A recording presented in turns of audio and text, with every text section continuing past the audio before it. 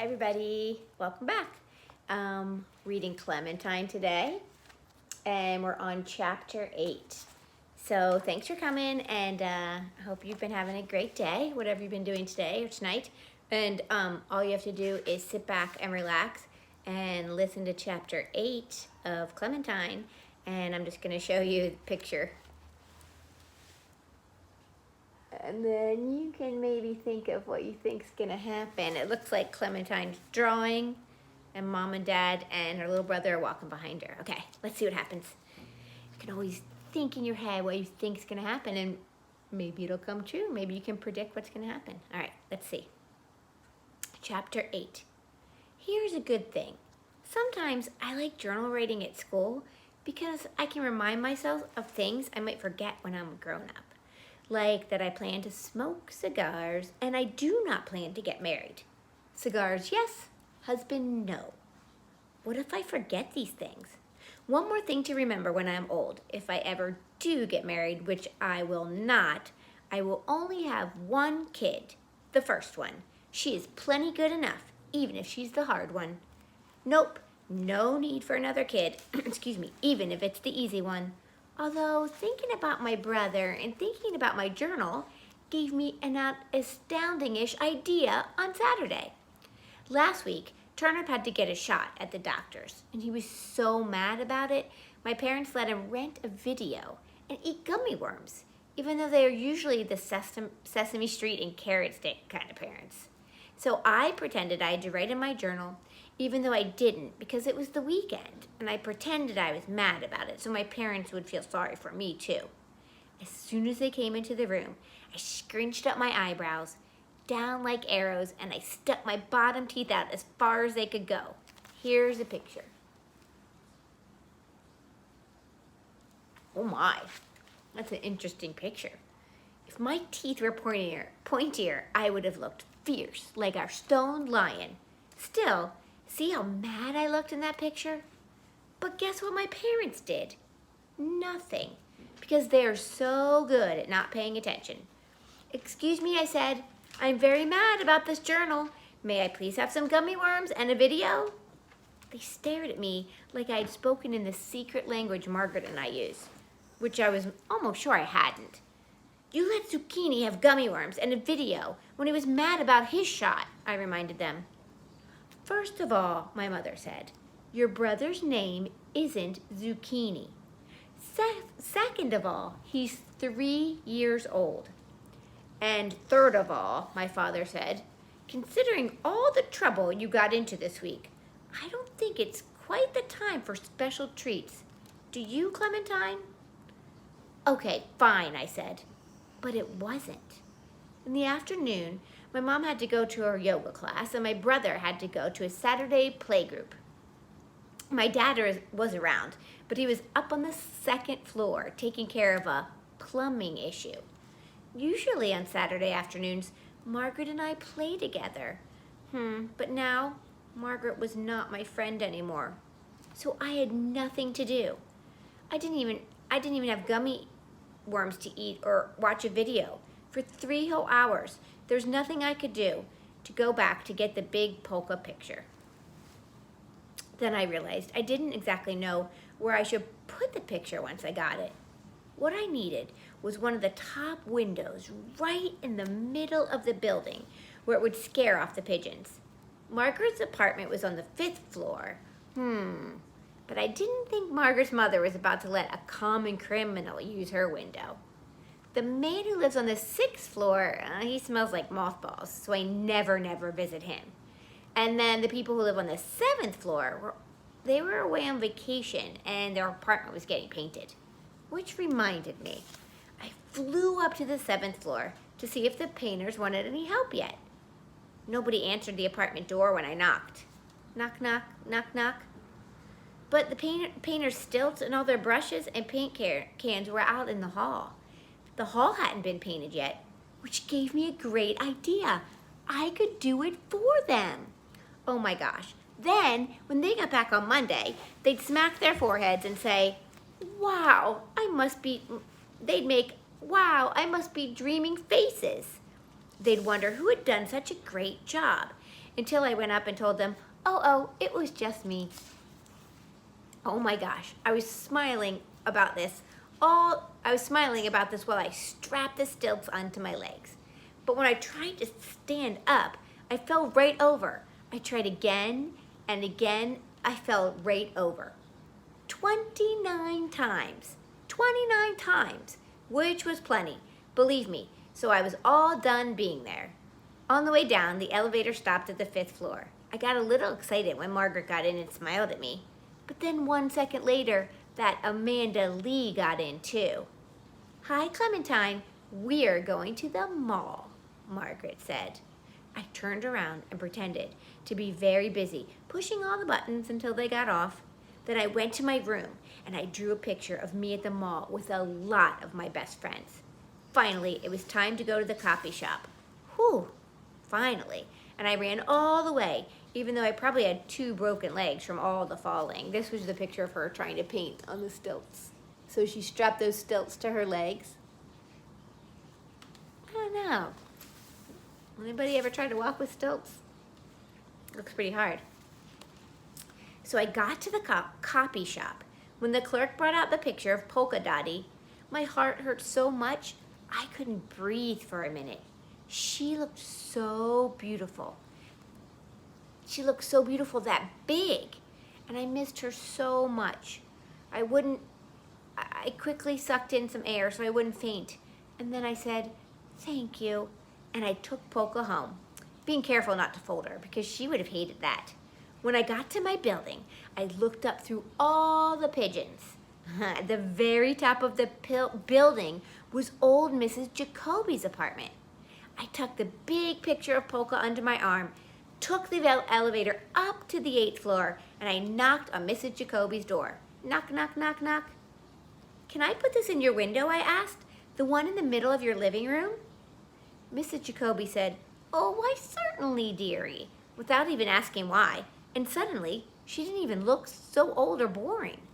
I went to the window and I opened it. When I looked down, I could see the backs of 1,000,000 cooing pigeons. They covered every windowsill and every balcony, every ledge, every brick that even stuck out an inch. In between, I could see the sidewalk in front of the building.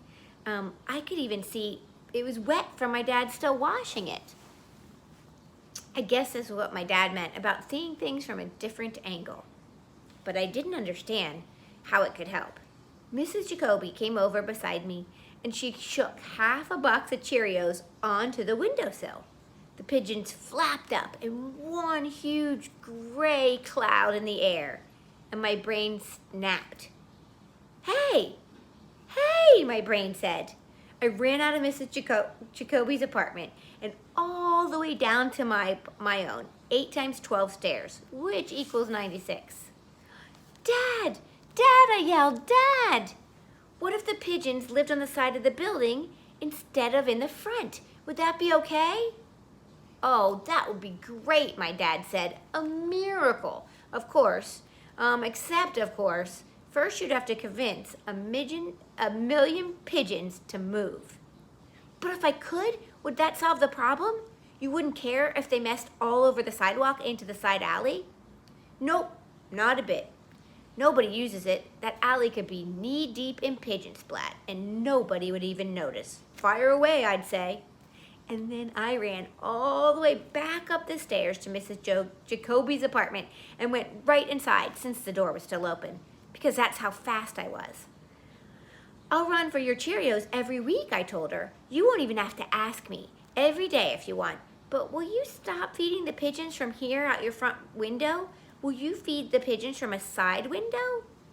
Ah. What do you think? Do you think those Cheerios were bringing all those pigeons? Could be. I took her into the dining room and I showed her the perfect place. Let's start today, I said, and I sprinkled out the rest of the Cheerios. And even though pigeons have teeny tiny brains, they got the message pretty quick, because right away a flock of them flapped over. And it was even better for Mrs. Jacoby because this was her dining room. So now she could see the pigeons eating while she was eating. And then I was all done being there, so I ran back home to tell my dad the good news. He and my mom were in the kitchen starting dinner. So I told them, and I told them, and my dad kept saying, "Way to go, sport." And my mom kept saying, "Thank goodness. Now you don't have to spend your life cleaning up after those pigeons." They were so happy. Oh my gosh, but my parents were sneaky too. Somehow, while I was telling them about Mrs. Jacoby, one of them slipped me a colander of green beans, and they brainwashed me into snapping them. They got her to work, snapping the green beans. I didn't really care though. Seeing the wow, I must be dreaming faces on my parents was even better than it would have been seeing them on the painters' faces. Unfortunately, they didn't have those faces for very long. After dinner, my mother said she'd better get a little work done. Then she went to the cupboard to get her special markers, which were still in Margaret's room. "You used not the permanent, those are for, what were you?" It's a very bad sign when my mother can't finish her sentences. "Oh, they're Margaret's," I told her. They're fine, not even chewed on or anything. I'll go get them." "Oh no," said Father. "We'll go get them. I think it's time we had a talk with Margaret's mother anyway. You'll go sit in your room and you think about things." So I went into my room and thought about things, like Margaret's mother explaining to my parents about the easy one, hard one rule.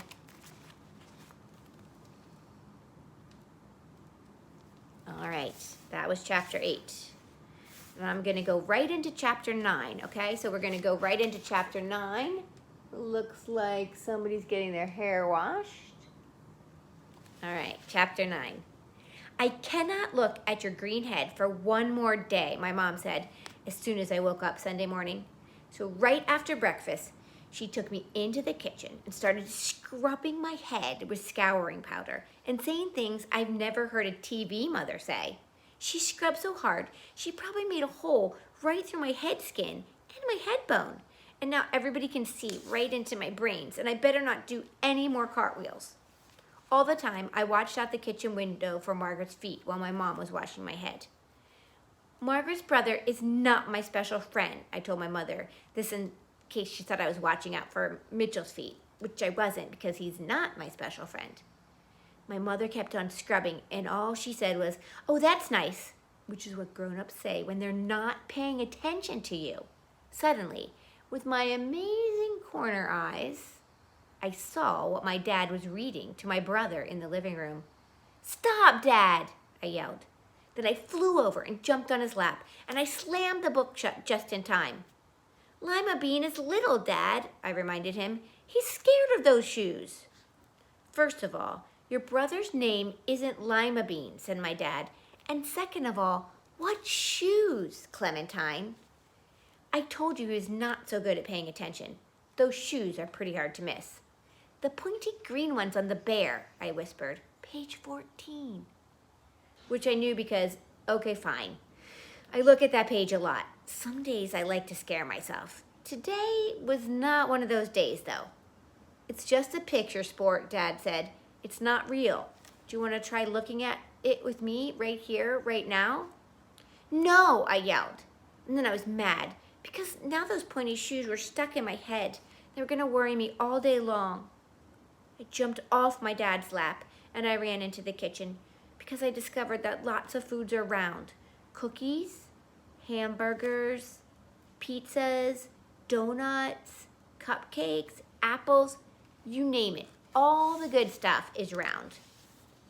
I grabbed 2 slices of bologna and I bit them into a pair of glasses, which is a trick I invented and only I know, and now you will know too.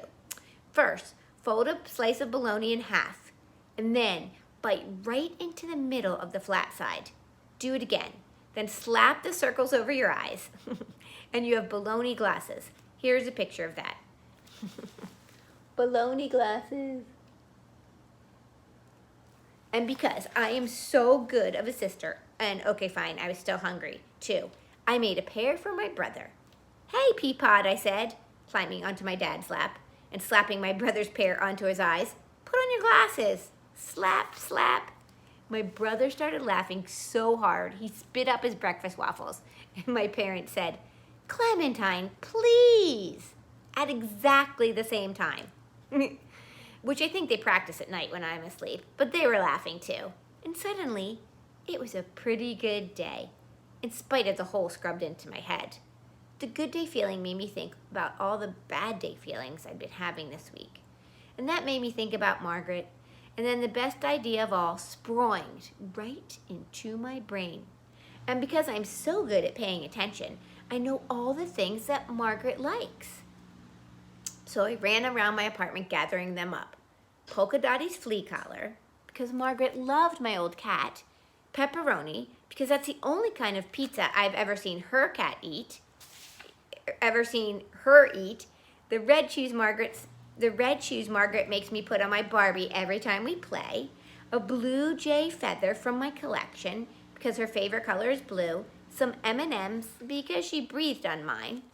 My charm bracelet, because she always makes I wish eyes at it. Lace ripped from my party socks, because I borrowed them from Margaret one time and I forgot to tell her.